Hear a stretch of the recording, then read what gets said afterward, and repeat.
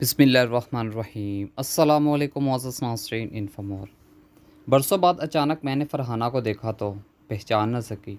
एक खस्ता हाल, परेशान और उम्र रसीदा औरत मेरे दरवाजे पर खड़ी थी।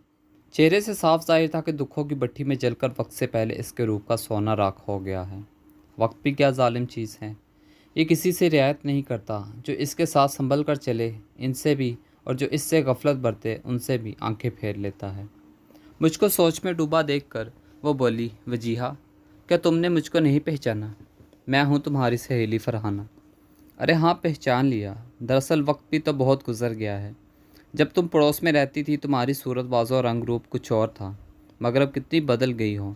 वक्त से पहले बुढ़ापा ओढ़ लिया है। अंदर आ जाओ, बाहर क्यों खड़ी हो? वो झिझकते कदमों से अंदर आ गई। मैं इसे अपने कमरे में ले गई। तुम ऐसी गई कि फिर कभी खबर ना ली। 25 बरस बाद कैसे इधर का ख्याल आ गया?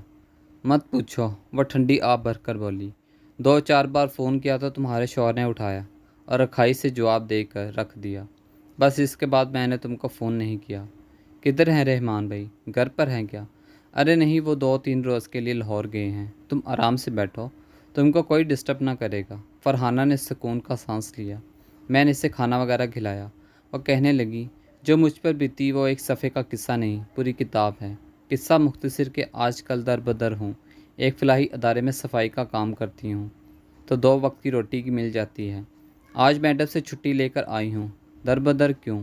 घर नहीं है तुम्हारा? मकबूल भाई किधर हैं? और तुम्हारा बेटा? वो तो माशाल्लाह जवान हो गया होगा। मकबूल ने मुझे तलाक दे दी थी, बेटा भी उन्होंने रख लिया था। मेको वालों ने मुंह मोड़ लिया। किसी रिश्तेदार ने ना रखा तो दूसरी शादी करना पड़ी। वो मर्द सही इतवार ना निकला, इधर से भी तलाक हो गई। मजबूरन घर की छत की खातिर तीसरी शादी की, मगर किस्मत ने साथ न दिया। वो चल बसे। तब ही से दर बदर हूँ। एक दुख हो तो बताऊँ? फ़िलहाल तुम मुझे कुछ रकम दरकार है, किसी से कर्ज लिया था, वो तंग कर रहे हैं। वो सोचा तो आड़े वक्त में तुम्हारा ही ख्याल जहन में आया कि तुम इनकार ना करोगी, तभी चली आई हूँ। इसने ले जाकर कहा तो मैं अफसरदा हो गई। मैंने सेब से 30,000 रुपये निकाल कर इसे दिए। वो खुश हो गई और दुआएं देने लगी। फ़रहाना के जाने के बाद काफ़ी देर तक गुमसुम बैठी रही। सोच रही थी इंसान क्या से क्या हो जाता है। कल जो बन ठन कर रहती थी, नित नए फैशन, मेकअप, कीमती लिबास, और आज फ़कीरनी जैसी हालत, बाल खिचड़ी जिनको इसे रंगने की भी तौफीक ना थी। मैंने ठंडी आह भरी और ज़हन 25 बरस पहले की माजी में चला गया, जब वो नई नई हमारे पड़ोस में आई थी। हमारे बराबर वाला घर खाली था। इसमें मकबूल साहब अपनी बीवी फ़रहाना के साथ किराएदार आए तो खाली बंगला आबाद हो गया। ये एक मंजिला छोटा सा बंगला था, जो हमारी पुरानी पुरानी मोहल्लेदार ज़ुबैदा बाजी का था। ये ताजर लोग थे, बहुत नेक और मिलनसार घराना था। मेरी बाजी ज़ुबैदा से अच्छी दोस्ती थी। फ़रहाना को वो मुझसे मिलाने लाई थी कि ये इनकी नई किराएदार थी और मेरी हम दीवार भी। इसके बाद फ़रहाना अक्सर मेरे घर आने लगी। मियाँ काम पर चले जाते, मैं भी अकेली हो जाती। वो आ जाती तो गपशप में दिल बहल जाता। वो खुश मिजाज, हंसने हंसाने वाली खातून थी। इस तरह हमारी दोस्ती हो गई। मेरी आदत थी कि हर बात फ़रहाना से कह देती थी। इन्हीं दिनों एक अजीब बात हुई कि मेरे घर के लैंडलाइन पर रॉन्ग नंबर आने लगा। बहुत परेशान हुई। इन दिनों हमारे पास सेल फ़ोन नहीं था। खैर, मैंने अपने शौहर को बताया। वो बोले, जिसका फ़ोन आता है वो किसका नाम लेता है? वो मेरा नाम लेकर कहता है कि वजीहा से बात करनी है। इसको तुम्हारा नंबर किसने दिया है? वो उल्टा मुझसे सख्त सवालात करने लगी। मुझे क्या पता, मैं तो खुद इसकी वजह से परेशान हूँ। हो ना हो तुम्हारा नंबर तुम्हारी सहेली ने किसी को दिया है। इनका शक फ़रहाना पर था, क्योंकि इन दिनों वही रोज़ हमारे घर आती थी। एक रोज़ फ़रहाना मेरे घर आई। इसके आने के चंद मिनट बाद फ़ोन की घंटी बजी। मैंने फ़ोन ताले में रखा हुआ था। फ़रहाना बोली, ताला खोलो, मैं बात करती हूँ। मैंने कहा, रहने दो, हमने बात नहीं करनी। यूँ मैंने इसे बात नहीं करने दी। इसके बाद मेरे शौहर ने फ़ोन पर ऑब्ज़र्वेशन लगवा दी। मैंने ये बात भी फ़रहाना को बता दी। सो रॉन्ग नंबर आने बंद हो गए। इस वाक़े के कुछ दिन बाद ही 2 आदमी फ़रहाना का पूछते हुए मेरे दरवाज़े पर आ गए। मैंने गेट के सुराग से झांक कर देखा। वो लोग मुझे अच्छे न लगे। आते ही उन्होंने मेरा नाम लेकर पूछा कि क्या ये वजीहा का घर है? मेरा तो दिल धक से रह गया। इतनी परेशानी हुई कि क्या बताऊं। रहमान घर आए तो इनको बताया। वो बोले, चाहे वो फ़रहाना के करीबी रिश्तेदार क्यों ना हो, मगर इसे गैर मर्दों को तुम्हारा नाम बताने की क्या ज़रूरत है? बेहतर है कि तुम इस औरत से दोस्ती छोड़ दो। इसके आने के बाद से ही हमारे घर रॉन्ग नंबर्स का सिलसिला शुरू हो गया था। लिहाजा शौहर को क्या इल्ज़ाम देती, चुप हो रही। پھر اس کے اپنے گھر فون لگ گیا، لیکن کچھ ہی عرصے بعد وہ میرے گھر پریشانی میں آئی اور بتایا کہ مالم مکان نے اس کے کرایہ دار کو مشکوک قرار دے کر فون کٹوا دیا ہے۔ اس نے مجھ سے کہا کہ تم مالم مکان سے بات کرو، وہ تمہارے پرانے محلے دار ہیں، ان کو یقین دلاؤ کہ میں ایسی نہیں ہوں، وہ ہمارا ٹیلی فون بحال کر دے۔ اس کے کہنے پر ایک روز میں نے فرحانہ کو بتائے بغیر اس کے مالک مکان کے گھر چلی گئی اور زبیدہ باجی کے شوہر سے بات کی۔ وہ ایک نیک شخص سے کہنے لگے، بہن جی، آپ اس عورت کی وکالت نہ کریں، آپ اس کے بارے میں کچھ نہیں جانتی۔ جس شخص اس نے آپ کا نمبر دے رکھا تھا وہ میرے پاس آیا تھا، اس کے ساتھ اس کی انبن ہو گئی ہے۔ اس شخص نے اس کے سارے فون ٹیپ کر رکھے تھے، مجھ کو لا کر سنوائے ہیں۔ یہ غلط قسم کی اور احسان فراموش عورت ہے۔ اس نے آپ کے سارے خاندان کے بارے میں اس آدمی کو بتایا ہوا ہے۔ اگر آپ کہیں تو اس کی گفتگو جو ٹیپ میں ہے آپ کو سنوا دوں۔ بھائی محسن نے مجھ کو فرحانہ اور اس کے رانگ نمبر والے کا ٹیلی فون ٹیپ سنوا دیا۔ ان کی باتیں سن کر میں تو سناٹے میں آ گئی۔ فرحانہ نے اپنے آشنا سے بہت غلط قسم کی باتیں کی تھیں، چونکہ میں رانگ نمبر والی آواز کو بھی پہچانتی تھی، اس لیے یقین نہ کرنے کا جواز ہی نہ رہا تھا۔ میں نے یہ بات اپنے شوہر کو بتائی، وہ بہت ناراض ہوئے اور مجھے نصیحت کی کہ اب اس سے تعلقات مت بگاڑو، ورنہ یہ دشمنی پر اتر آئے گی۔ اس معاملے پر چپ سادھ لو، لیکن اس عورت سے بے رخی اختیار کر رکھو۔ اب بھی وہ میرے گھر آ کر براجمان ہو جاتی ہے۔ میں دل سے تو یہ چاہتی تھی کہ وہ اب ہمارے گھر نہ آیا کرے، مگر مسلطاً چپ تھی۔ دعا کرتی تھی کہ اس کے شوہر کا تبادلہ ہو اور ہماری ان لوگوں سے جان چھوٹ جائے۔ میں نے اس کے گھر جانا بالکل چھوڑ دیا، اس کی خاطر مطالعت بھی نہ کرتی، چائے کا بھی روکھے منہ سے پوچھ لیتی، لیکن وہ بدستور میرے گھر آتی رہی۔ اب مجھے یاد آیا کہ وہ اکثر کہا کرتی تھی کہ تم مجھ سے دوستی زیادہ دیر نہیں نبھا سکو گی۔ دھیرے دھیرے اس کی باتیں میری سمجھ میں آنے لگی تھی۔ ایک دن کہنے لگی کہ مجھے اپنی کزن سے ملنا ہے، تم میرے ساتھ چلو۔ میں نے کہا رحمان سے پوچھ لو، پھر تمہارے ساتھ جاؤں گی۔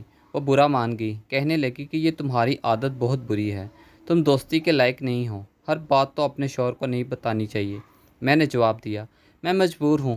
محسوس تو وہ بھی کر چکی تھی کہ میں اسے قدنی کترانے لگی ہوں، لیکن میرے منہ وہ یوں نہیں آتی تھی کہ ایک تو میں اس کے رازوں سے واقف ہو چکی تھی، دوسرے اس کے فون میرے گھر آتے تھے۔ جب وہ بیٹھی ہوتی سماجت کرتی تو میں اسے رسیو اٹھانے دیتی، لیکن تالے میں ہونے کی وجہ سے وہ اب کسی کو فون نہیں کر سکتی تھی۔ میں نے کہہ دیا تھا کہ تالا میرے شوہر نے لگایا ہے۔ دوستی کی اثر روح کو تو ختم ہو چکی تھی، اب تو میں بس تعلق نبھا رہی تھی۔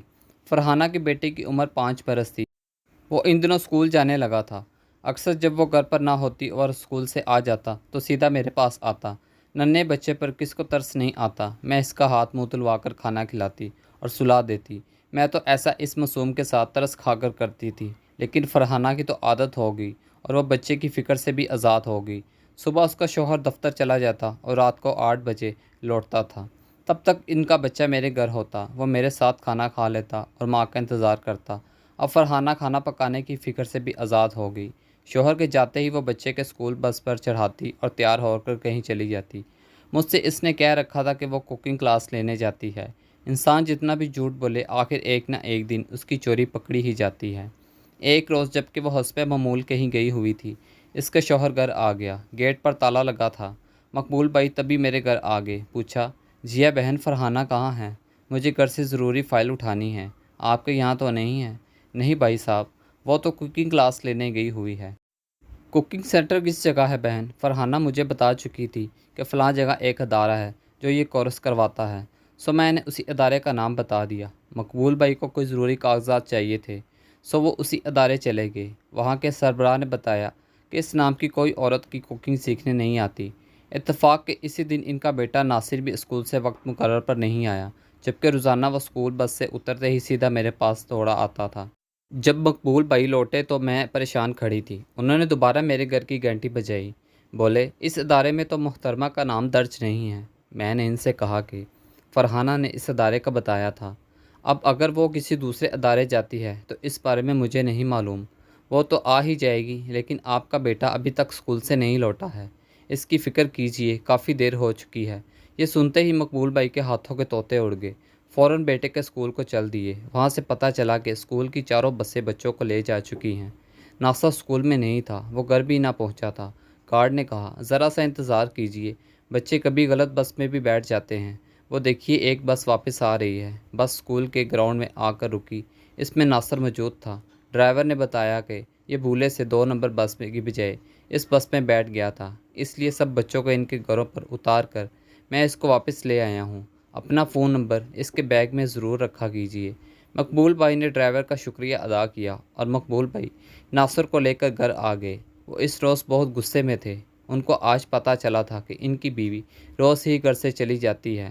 ناصر نے بتایا، ابو میں تو روز آنٹی کے گھر سے کھانا کھاتا ہوں اور وہاں ہی سو جاتا ہوں۔ مقبول بھائی ایک صابر صفت اور شریف آدمی تھے۔ انہوں نے میرا شکریہ ادا کیا۔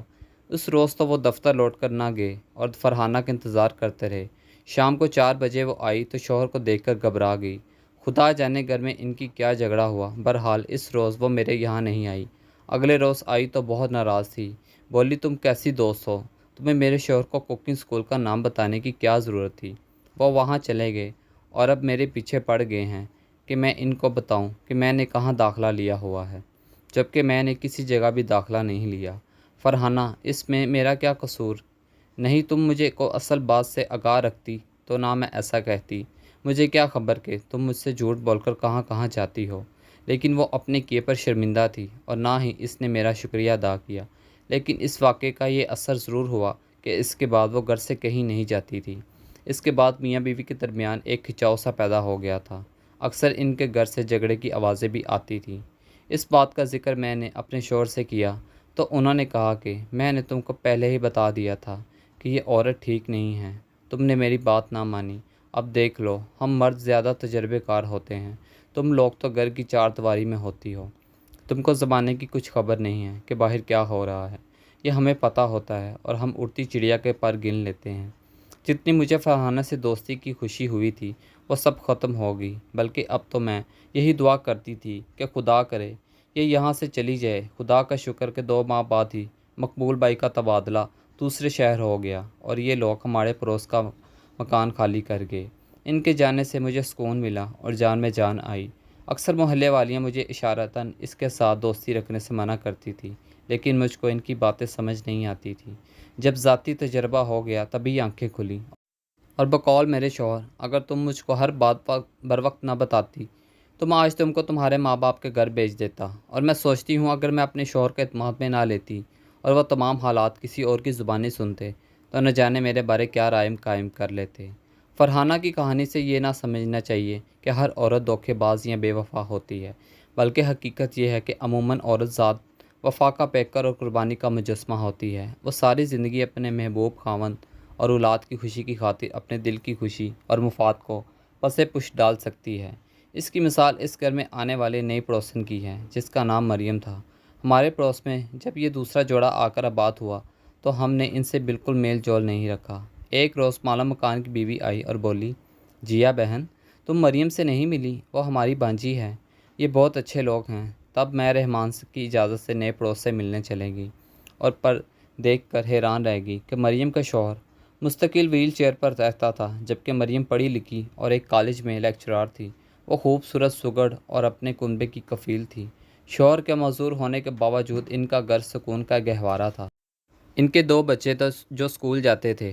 جب میرا مریم سے تعلق بنا تو پتہ چلا کہ اس میں اور فرحانہ میں زمین و آسمان کا فرق تھا۔ حیران تھی کہ مریم اس قدر لائق، محنتی اور پرکشش ہے تو اس کی شادی ایک معذور شخص سے کیسے ہوگی۔ مریم نے بتایا کہ میں نے جب گریجویشن کر لی تو امی کو میری شادی کی فکر ستانے لگی۔ معمر خان ہمارے رشتہ دار تھے، ان کی والدہ رشتہ لے کر آئیں، میرے والدین نے ہاں کر دی۔ تب معمر معذور نہیں تھے بلکہ برسر روزگار تھے۔ 4 سال ہم نے سکون سے گزارے۔ میرے 2 بچے ہو گئے کہ ایک روز سرکاری دورے سے واپسی پر ان کی کار کا ایک ٹرک سے ایکسیڈنٹ ہو گیا اور یہ شدید زخمی ہو گئے۔ دونوں ٹانگیں بھی اسی طرح ٹوٹیں کہ چورا چور ہو گئیں۔ ان کے بچنے کی کوئی امید نہ تھی۔ عرصہ تک ہسپتال میں رہی، کئی آپریشن ہوئے۔ میرا دن رات رونے سے کام تھا۔ اللہ تعالیٰ نے میری اور میرے والدین کی دعائیں سن لیں۔ ان کو نئی زندگی تو مل گئی مگر دونوں ٹانگوں سے معذور ہو گئے۔ میں تو خدا کا لاکھ لاکھ شکر ادا کرتی ہوں۔ بے شک معذور ہیں مگر جان تو بچ گئی ہے۔ میرے بچوں کا باپ اپنے بچوں کے درمیان موجود تو ہے۔ میرے لیے یہی بہت ہے۔ میں پڑھی لکھی ہوں، کوشش کر کے لیکچرار بھی ہو گئی ہوں، لہٰذا پھر سے خوشیاں پر ملنے پر اپنے رب کا لاکھ لاکھ شکر ادا کرتی رہتی ہوں کہ اس نے مجھے سہاگن رکھا۔ شوہر کے ساتھ ساتھ بڑی نعمت اور کیا ہو سکتی ہے۔ میں نے کہا، مریم تمہارا تو دل بہت بڑا ہے، زندگی کی مشکلات کو جھیل کر بھی خوش اور پرسکون ہو، جبکہ عمر بھر معذور شوہر کی خدمت بھی تمہارا فرض ہو گیا ہے، کیا تم کو کبھی تھکن کا احساس نہیں ہوتا؟ وہ بولی بالکل نہیں، محبت میں بڑی طاقت ہے۔ دیکھو نا، جب بچے خدا نخواستہ معذور ہو جاتے ہیں تو کیا ماں باپ ان کو چھوڑ دیتے ہیں یا ان کو بوجھ سمجھتے ہیں؟ بالکل نہیں۔ ایسے ہی جب بیوی بیمار یا معذور ہو جائے تو خاوند اس کی دیکھ بھال کرتا ہے، اس کا علاج کرواتا ہے، ایسے اپنی زندگی سے نکال تو نہیں دیتا۔ میں تو اپنے شوہر کو دیکھ دیکھ کر جیتی ہوں، ہر وقت اسے احساس سے خوش رہتی ہوں کہ وہ زندہ ہیں اور میں سہاگن ہوں۔ میرے بچے ان سے پیار کرتے ہیں، ان سے لپٹتے ہیں۔ یہ کتنی خوش اور سکون دینے والی بات ہے۔ مریم کی باتیں سن کر میری آنکھوں میں آنسو آ گئے۔ میں نے سوچا کہ سچ ہے، پانچوں انگلیاں برابر نہیں ہوتی۔ کچھ فرحانہ جیسی سب کچھ پا کر بھی غیر ذمہ دار ہوتی ہیں، اپنی غلطیوں سے سکھی اور خوشیوں بھری جنت کو کھو دیتی ہیں، اور کچھ مریم ایسی بھی ہوتی ہیں کہ شریک زندگی معذور ہو تب بھی ادھوری زندگی کی خوشیوں کا گہوارہ سمجھ لیتی ہیں۔ تھینکس فار واچنگ انفو مور۔ ملتے ہیں نیکسٹ ویڈیو میں انشاءاللہ، تب تک کے لیے اللہ حافظ۔